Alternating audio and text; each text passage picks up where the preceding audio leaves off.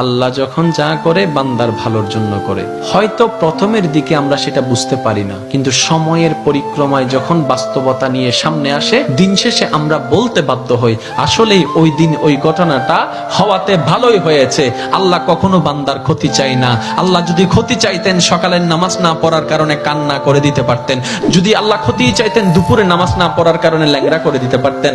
আল্লাহ সেটা চান না। আল্লাহ চাই বান্দার সব সময় ভালো। আর মা তো দেখেন জন্ম দেওয়ার কারণে সন্তানের তো অপরাধ করার পরও মা সন্তানের প্রতি কতই ভালোবাসা, কতই মায়া। বাবার কাছ থেকে সন্তানের পিঠকে বাঁচাই ফেলছে, এরকম হাজারো মা আছে ওই মায়ের জন্য।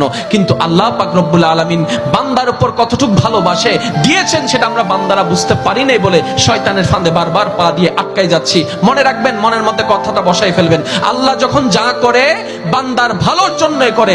একদিন না একদিন সেই ভালোটা আপনার বিবেকে এবং মনে প্রমাণ হয়ে সামনে চলে আসবে। আমি বুঝাতে চাচ্ছি আমাদের সাথে সবচেয়ে কানেকশন কার বেশি ভালো থাকতে হবে, বান্দা হিসাবে আল্লাহর, উম্মত হিসাবে নবী রাহমাতুল লিল আলামিনের। এখানের ভিতর যে কেউ চাইলে জীবন সাজাই ফেলতে পারবে। আমি বলছি যে কেউ, anybody, you can do it, not impossible, because